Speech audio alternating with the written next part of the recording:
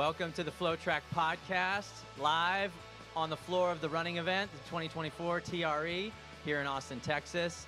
I'm Ryan Fitton, and joined by many people on the stage right now. It's an exciting day where today's show, we're going to kick off with introducing the world to our new crew. A lot of our new team members here at FloTrack. A lot of you guys know Ashley Tishins, Brian Dybel, who are out on the road in Madison, but this is our new crew here. So really pleased to be able to welcome all of you. I'll run down through the line. We got Nia Gibson, Dan Hall, Demetra Carter, and Johnny Pace. All new team members here at Flo. I think we had Nia, you were in September with Johnny started. Demetra, day one was like 3 days ago. Yeah, we're on day 3 now. We're here.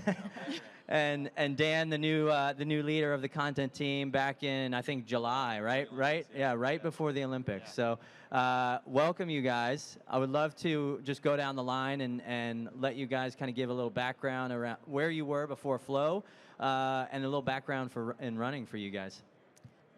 So yeah, like what what Ryan was saying, my name is Nia Gibson. I went to Syracuse University. I went there for both undergrad and grad, ran during my undergrad there. From there, I graduated at the height of the pandemic, worked at Overtime for a little bit. From there, I was at the NBA, then ESPN, and now I'm here, and I couldn't be more excited to be a part of this content team. I think it's such a special time for Flo, so to be a part of this, it's such a blessing. Awesome. Dan Hall. I was a track athlete in high school and in college at Samford University. I went to grad school at the University of Oregon, moved to the West Coast, and was in Tracktown, USA, which was a dream for a track fan to be in that environment for a couple of years. Got to work for the Prefontaine Classic and with UO Athletics and get a lot of exposure to the track scene and track culture there. Worked in mainstream sports for several years in consulting across the NBA and the NFL. Worked for the Portland Trailblazers in Portland for a stint, and then moved to Flo about 2.5 years ago. Worked on our partnerships team, working with a lot of brands who were doing partnerships and co-branded marketing campaigns with our content team, and had a lot of great experience with that. And then just 3 weeks before the Olympics, got to move over and lead this team in terms of how we reimagine and reestablish the FloTrack brand, the content, and really try to be the force and the pulse of the track media industry. And it's been a really fun time, but it's gotten a lot better the last few months since we've added these super talented and awesome people to the team to complement the really talented and awesome folks that we already had on our team and have, I think, probably the biggest track team we've ever had. Yeah, for sure. Awesome. Hey, y'all. My name is Demetra. We're on day 3, so really excited to be here. But yeah, name's Demetra. I ran track at Baylor University. I was a track and field sprinter, so the fast stuff, the fun stuff, in my opinion, too. I'm the creator of all things Tiny Mike, queen of Tiny Talks on the track, interviewing your favorite athletes, my favorite athletes, really having a grand time. Kind of bounced around to all the brands, worked at Nike, on Team USA, really a lover of all things sports, and then a lover of FloTrack, of course. I grew up watching it, so yeah, very happy to be here. Also just ran your first marathon.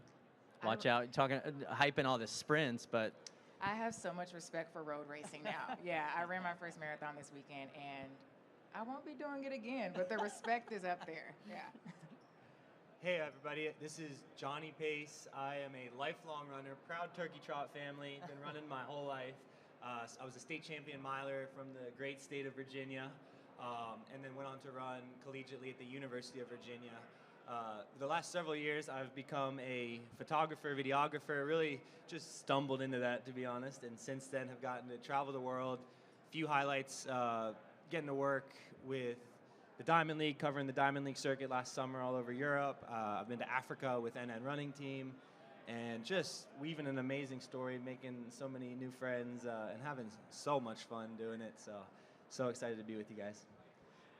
It's super exciting to have you guys all here, and it's interesting, you know, when I think about what Nia and Dan, you guys have been through versus like Demetra and Johnny. You've kind of all converged in the same place but different backgrounds, right? So you guys worked almost professional sports outside of running. You know, we're in running, got out of run, or you could say got out, but worked in professional sports elsewhere, and now back into running. Where Demetra and Johnny, you guys, I think it was almost like a side hustle that led you here, right? So maybe starting with you guys, I think you both went through the Magic Boost program. Just curious, like, what drew you to spend your extra time covering the sport of track and field that led you here today?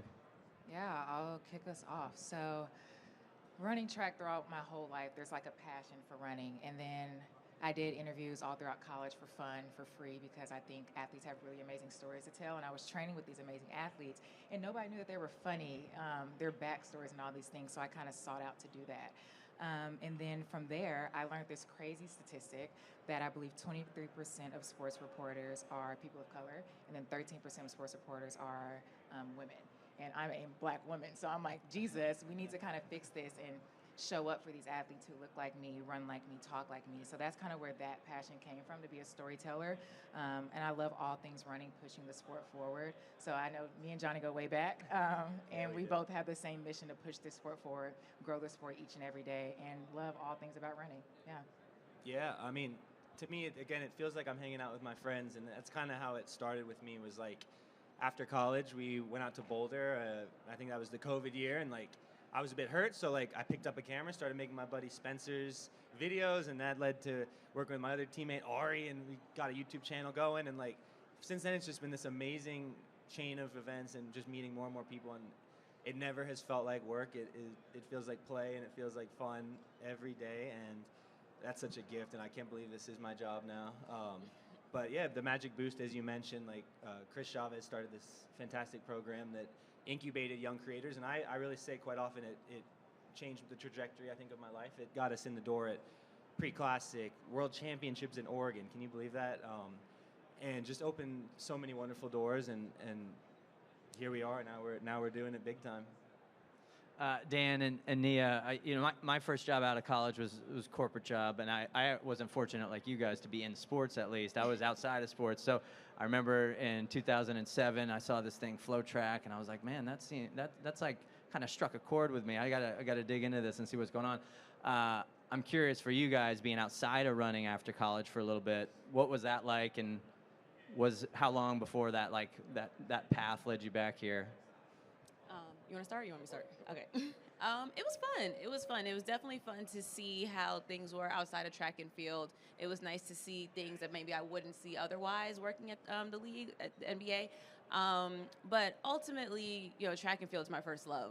And I knew I always wanted to come back. I always knew there's a few things about me growing up. Like, I was never shy. I love to talk. I love track and field. So to be able to mesh all three of those within now my career, like I was saying previously, definitely a blessing. I've always been someone who wanted to humanize athletes, and I think especially in the United States, track and field has always been an overlooked sport, minus the Olympic year. But there's so many stories to tell. There's so many athletes that should get out there and get these prominence, because honestly speaking, the talent was never the issue. It was always the promotion. So to now be a part of that, man, I'm excited. I'm excited. So it's really nice to be able to get back into this and, again, be back to my first love and talk about track. And like Johnny said, do it with my friends. So.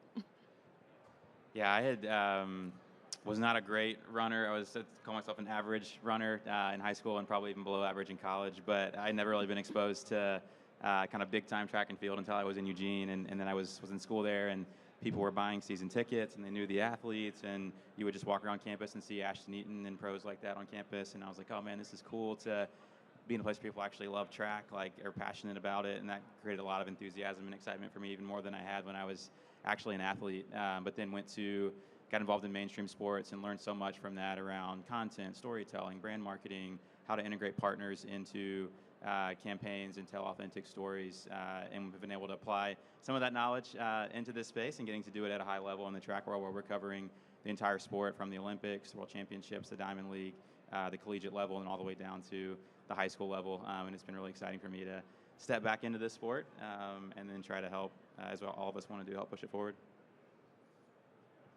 I want to get each of your takes on kind of biggest and best stories that in each of your minds, right? We're coming off a big Olympic year in 2024, about to head into 2025, a whole new year, World Championships, Diamond League that we're looking forward to on Flow on the horizon.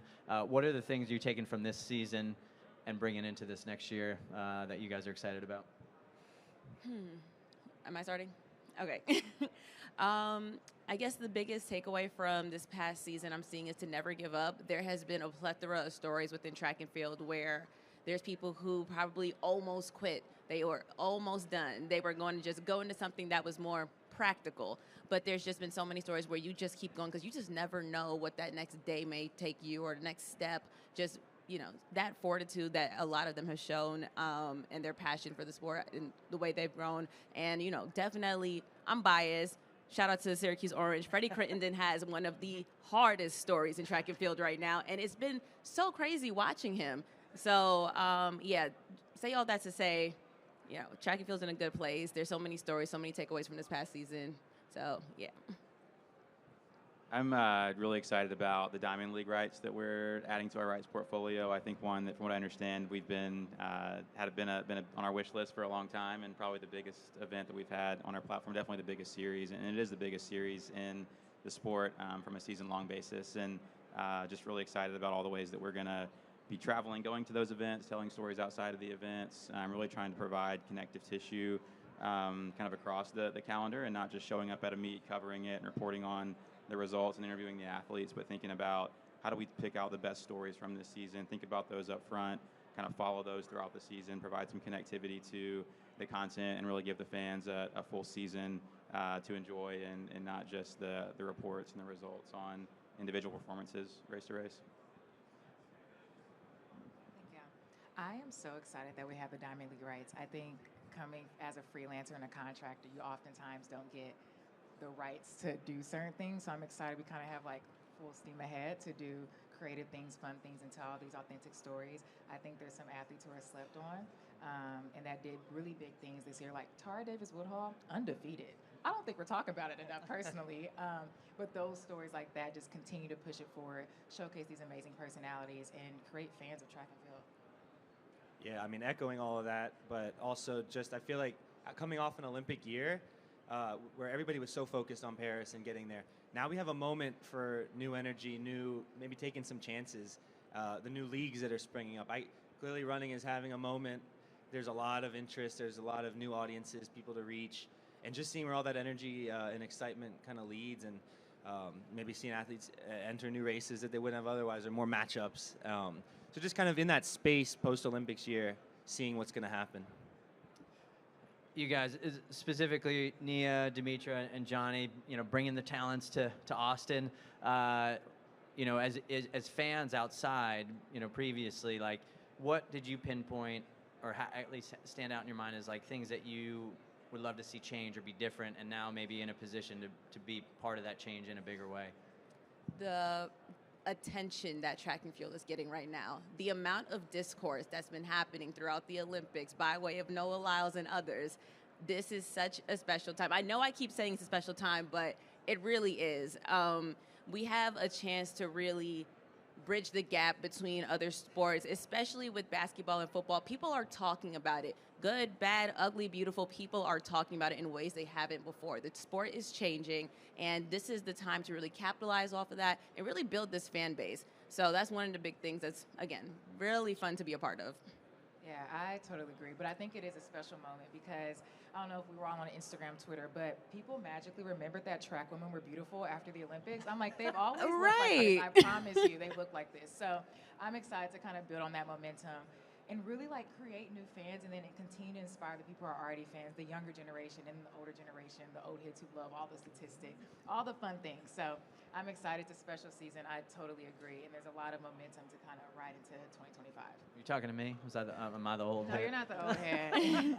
I think what's so exciting about what we're doing at FloTrack is the breadth of experiences that our team is bringing, because I want to be able to meet audiences where they're at, and there's so many ways to engage with fans and new prospective fans, and having a team that is so good at the very specific stats and the long form stuff, but also short form, and just all the different ways to reach people and share our love of track and field. Like, that's the age we're living in, and it's a great opportunity. So that's what I'm excited as our team to be able to try and do.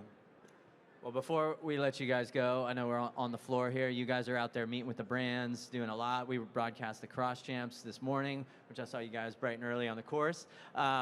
It's your first. Oh yeah, Johnny ran it. Hopped in it. What? 17:38, Hey. 36? Can I put that on blast? It's public. Is it public? I I don't think it know if might those be. results are public yet. I realized that was my marathon pace a few weeks ago, but I had to hop in. I had to represent. I have not been sleeping the most, but we had to represent FloTrack, so I had fun. Yeah, Johnny was out there, hopped in the Indy 5K, and then was right back on the camera afterwards. It was great. Duty calls. But so it's I think for most of you, it's your first running event, right? Yeah. Your second? I was here last year. Okay. Yes. And you've been before. This is third, so I'm misspeaking. I'm just curious the experience that you guys have had talking with the brands. We had Julian Alfred and Jasmine Moore were in the office yesterday at Flow. There's been a lot of people we've seen. Just curious, any highlights that you guys have had? I think my highlight was Ashton Eden. I did not expect to see him today, and I got to interview him. 2-time Olympic gold medalist, and now he works on the product side of things. That's pretty cool to see people in the sport and still in the sport but from a corporate side. But that was an unexpected, fun one. Yeah.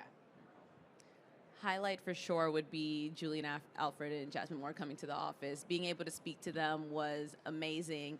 Julian actually showed me where I can get my nails done because I am an Austin newbie. I don't really know much about the space, so I'm excited about that. And just with this being my first running event, it's been great. It's been really active, little sleep, but a lot, a lot of action. And again, I'm having so much fun. Yeah, I think I had a cool moment yesterday getting to sit down as a on-camera personality, which is a new thing for me. I've usually been behind the camera, interviewing somebody that I've worked with from the very start, and that was Josh Kerr, and getting to sit and talk with him and kind of recount our experiences that we've shared.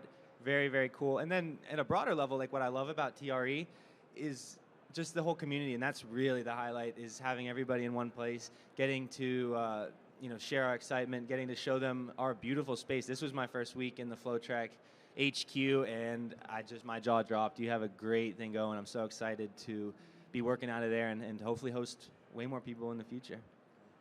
Dan, any moments for you?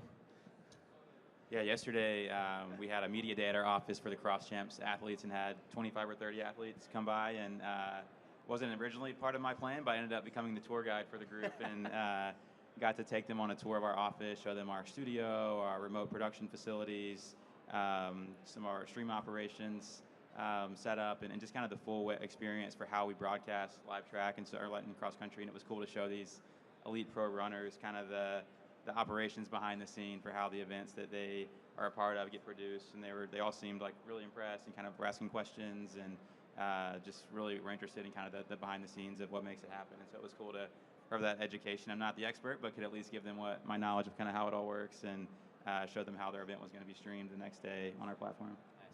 Nice. I just got to shout out my highlight. I think we were at Brooks after our press conference yesterday. Brooks had a little happy hour at their booth here at TRE. You saw Josh Kerr, Shari Hawkins, and Brandon Miller. And what was great was it was like super casual. I don't think there's any footage of it, but I wish there was, because they were all like throwing jabs at each other. They're talking about shoes and mileage on shoes, and Josh is looking at Sherry like, yeah, what kind of mileage are you getting on your shoes? And there's some height jokes for Brandon, which I was like, don't worry about it, man. I get it. But it was fun to see the athletes in this relaxed environment, just having fun. Also see why, the Josh Kerr, Jakob Ingebrigtsen rivalry has sparked so much. He's not afraid to talk a little yang to not at anybody. all. It's not just a Jakob thing. He will